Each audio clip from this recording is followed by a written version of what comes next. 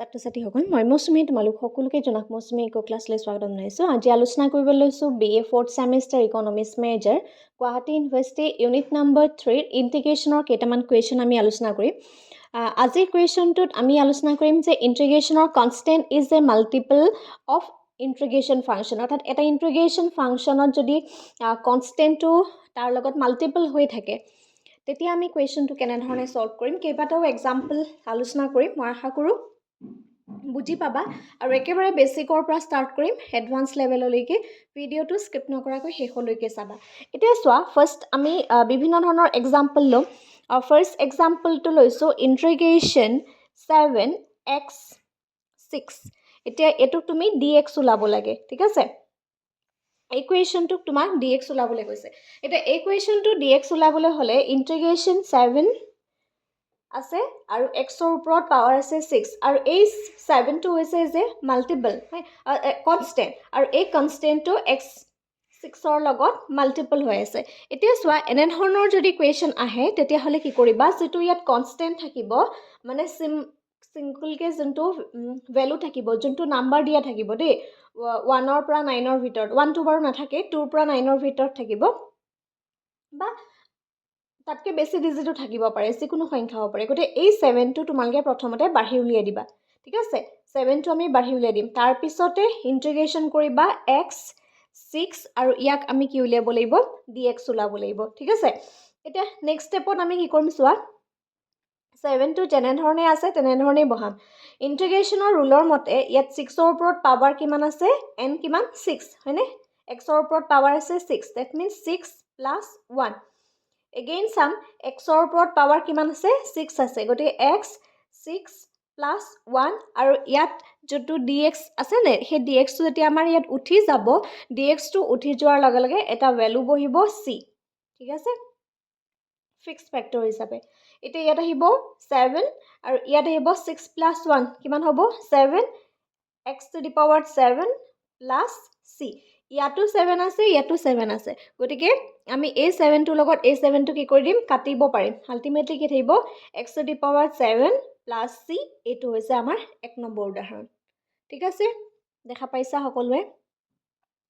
আৰু এটা এক্সাম্পল লওঁ, এক্সাম্পল নাম্বাৰ 2 এইখিনিত লৈছোঁ। এক্সাম্পল নাম্বাৰ আমি 2 নম্বৰ এক্সাম্পলো লৈছোঁ। ইয়াত এটা ফাংচন লৈছোঁ ইণ্টিগ্ৰেশ্যন 3x, xৰ ওপৰত পাৱাৰ লিখা আছে 2 dx। এতিয়া চোৱা, ইয়াত এই কুৱেশ্যনটোত xৰ ওপৰত পাৱাৰ কিমান আছে, -2 আছে। xৰ ওপৰত পাৱাৰ কিমান আছে, আমাৰ -2 আছে। এগেইন এই কুৱেশ্যনটোত আমি কি কৰিম, ইয়াত কনষ্টেণ্ট কি আছে, 3 আছে, 3টোক বাহিৰলৈ লৈ দিম, x -2 dx। দেখা পাইছা সকলোৱে। 3টো যেনেধৰণে আছে তেনেধৰণেই বহাই দিয়া। এতিয়া xৰ ওপৰত পাৱাৰ কিমান, 2 আছে, কি 2 আছে, -2 আছে, এইখিনি এইটো n বুজায়, হয়নে। 2 - 2 + 1, এইটো n বুলি ভাবি ল'বা। তাৰপিছতে x -2 + 1, এগেইন ইয়াতো কি লাগিব, c এটা আহি যাব। ইয়াত কি হ'ব,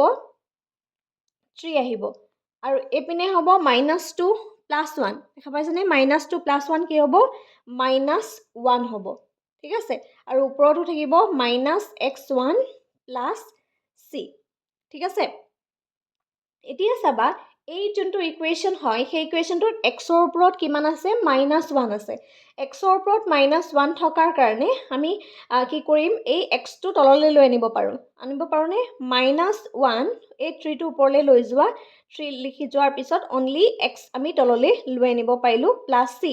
আমি ইয়াক এনেধৰণেও লিখিব পাৰোঁ, এই মাইনাছটো তলত নিলিখি আগত লিখিলোঁ, মাইনাছ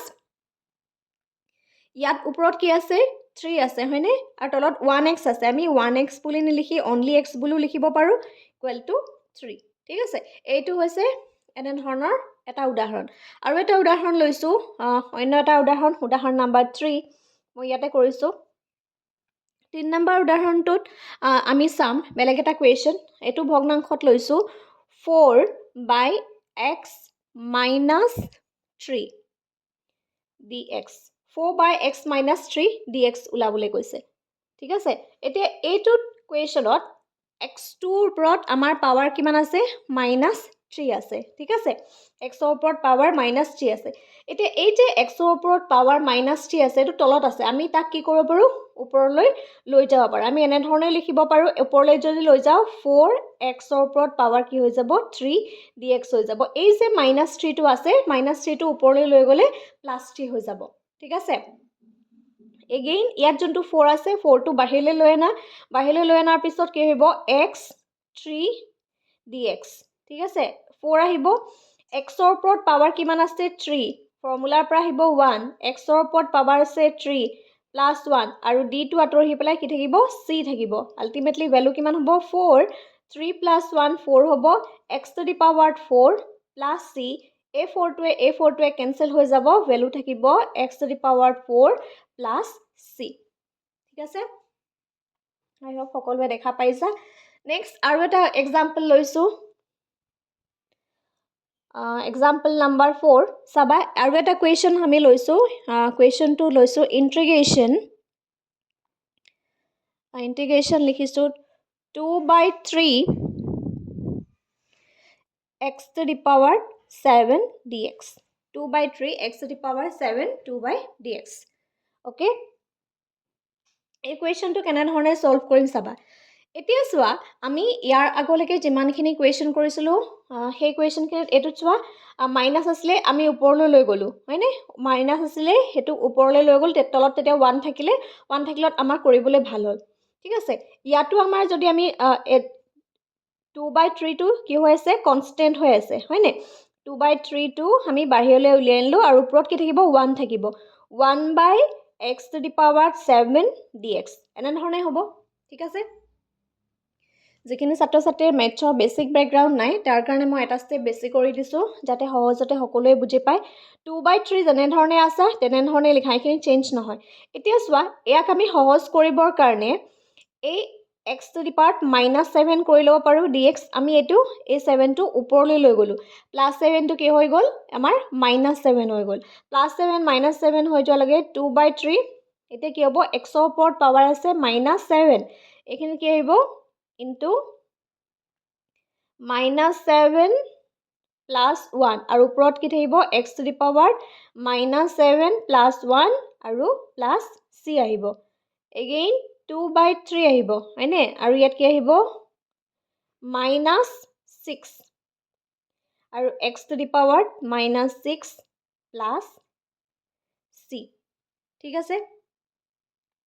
এতিয়া এটা কথা মন কৰা ইয়াৰ আগত এটা -6 আছে দেখা পাইছা সকলোৱে -6 আছে এতিয়া -6 থকাৰ কাৰণে আমি ইয়াক এনে ধৰণে লিখিব পাৰো মাইনাসটো আগত লিখি দিলো আগত লিখি পেলাই 18/2 x to the power -6 divided by c এই যে এটো -6 আছে এটো ওপৰত বহিছে মাইনাসটো নোহোৱা কৰিবৰ কাৰণে আমি -2/18 আৰু এটো কাটিব পাৰি দে 2/18 আৰু এটা স্টেপ কৰি দিছো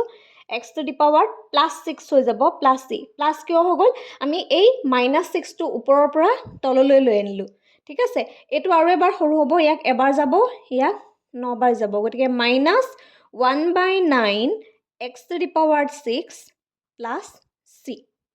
এটো এটা আমাৰ ইকুৱেশ্যন হৈ গল ঠিক আছে আমি কেটা কৰিলো এটালকে 4টা কৰিছো আৰু কেটামান কৰো আহা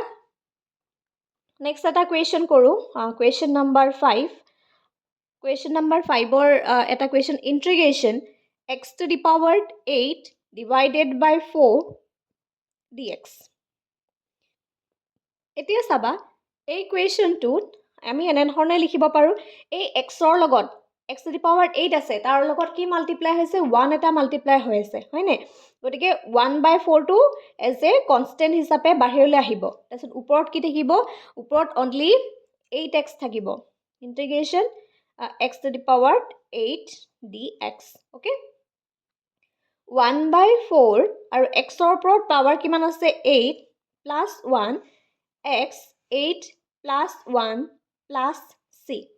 এটো কিমান হ'ব 1/4 into এখিন হ'ব 9 x to the power 9 plus c হয়নে এটো মাল্টিপ্লাই কৰিলে হ'ব 4 into 9 36 x to the power 9 plus c ঠিক আছে এনে ধৰণে এটো কুৱেশ্যন আমি সলভ কৰিলো আৰু এটা কুৱেশ্যন লৈছো সববিলাক ভগ্নাংশতে কৰাই আছোঁ এতিয়া নেক্সট এটা কুৱেশ্যন চাবা কুৱেশ্যন 5 কুৱেশ্যন নাম্বাৰ 6 এটো চাবা কুৱেশ্যন নাম্বাৰ 6 এটা লৈছোঁ ইন্টিগ্ৰেশ্যন twice x to the power 6 minus 4x plus 7 dx okay এই কুৱেশ্যনটো লৈছোঁ এতিয়া চোৱা ইকুৱেশ্যনটো যেতিয়া আমি ইন্টিগ্ৰেশ্যন কৰিম ইন্টিগ্ৰেশ্যন কৰিলে ভাগ ভাগ কৰি পেলাই কৰিম এতিয়া চোৱা প্ৰথমতে আমি ইন্টিগ্ৰেশ্যন কৰিছোঁ ইয়াত এজ এ 2 কনষ্টেণ্ট আছে বাহিৰলৈ উলিয়াই আনিম বাকী কি থাকিব x to the power 6 থাকিব এইটো 4x আছে হয়নে ইয়াত মাইনাছ চাইন আছে মাইনাছ চাইন বহাম 4টো আকৌ এগেইন আমি বাহিৰলৈ উলিয়াই আনিলোঁ ভিতৰত কি থাকিলে অনলি x আৰু dx লাগিব দেই লগত dx x dx প্লাছ আছে প্লাছ চিন বহাম প্লাছ চিন বহাই পেলাই থাকিব 7 এইটো 7টো কিন্তু ভিতৰত নহয় দেই 7টো বাহিৰত লিখি পেলাইহে আমি dx লিখিব লাগিব মন কৰিবা সেইকাৰণে কুৱেশ্যনটো লৈছিলোঁ ইয়াত অনলি 7 আছে হয়নে সেইকাৰণে অনলি 7 থকাৰ কাৰণে 7টো আমি ইন্টিগ্ৰেশ্যন নকৰোঁ 7টো বাহিৰলৈ আনিলোঁ আৰু 7ৰ লগত কি আছে এটা 1 আছে সেই 1টোতহে আমি dx কৰিম ঠিক আছে তাৰপিছতে চাবা 2 আছে 2 লিখিলোঁ ইয়াত x to the power 6 আছে গতিকে 6 plus 1 ওপৰত লিখিম x 6 plus 1 ঠিক আছে মাইনাছ দিয়া 4 x ৰ ওপৰত পাৱাৰ কিমান আছে 1 আছে গতিকে 1 plus 1 ওপৰত লিখিম x 1 plus 1 ইয়াত 7 আছে 7ৰ জেগাত আমি কি লিখিম 7x লিখিম আৰু প্লাছ c লিখিব লাগিব নেক্সট চাবা এইখিনিত আহিব 2 x to the power 7 এইখিনিত আহিব 7 minus 4 আৰু ইয়াত আহিব x square 2 plus 7x plus c ইয়াত আছে 4 ইয়াত আছে 2 এটো কি হৈ যাব কাটা যাব যাবনে যে চাবা যেতিয়া তোমালোকে এই ইন্টিগ্ৰেশ্যনৰ কুৱেশ্যনখিনি কৰিবা সেই ইন্টিগ্ৰেশ্যনৰ কুৱেশ্যনখিনি কৰোঁতে কটাকটিবিলাক প্ৰয়োজন সাপেক্ষে তোমালোকে কৰি যাবা ঠিক আছে নেক্সট ষ্টেপত এই যে 2টো আছে 2টো আমাৰ কি হ'ব ওপৰলৈ পূৰণ হৈ যাব 2 x to the power 7 divided by 7 minus 2x square যেহেতু 2 হ'ব যেহেতু 2টোৱে 4টোক এবাৰ কাটিছোঁ আমি হয়নে আৰু ইয়াত থাকিব 7x plus c এইটো হৈছে ফাইনেল আৰু এটা কুৱেশ্যন কৰাইছোঁ কুৱেশ্যন নাম্বাৰ 7 সেই কুৱেশ্যনটো চাবা ইন্টিগ্ৰেশ্যন 4x to the power 4 minus x by 2 আৰু এইটোক আমি dx কৰিব লাগে এইটো ইন্টিগ্ৰেশ্যন চাবা আৰু ইয়াত 4টো কনষ্টেণ্ট আমি বাহিৰলৈ উলিয়াম ওলোৱাৰ পিছত তাত থাকিব x4 এগেইন ইয়াতো dx লিখিব লাগিব এতিয়া 1/x মানে কি আছে হাফ এটা হৈ আছে হয়নে হাফটো আমি বাহিৰলৈ উলিয়াই আনিলোঁ বাহিৰলৈ উলিয়াই আনাৰ পিছত ওপৰত কি থাকিলে অনলি x থাকিলে dx হৈ গ'ল এগেইন 4 আহিব x ৰ ওপৰত পাৱাৰ আছে 4 4 plus 1 এগেইন x ৰ ওপৰত পাৱাৰ আছে 4 4 plus 1 ইয়াত মাইনাছ আছে মাইনাছ দিয়া 1/2 x ৰ ওপৰত পাৱাৰ আছে 1 1 plus 1 x 1 plus 1 and plus c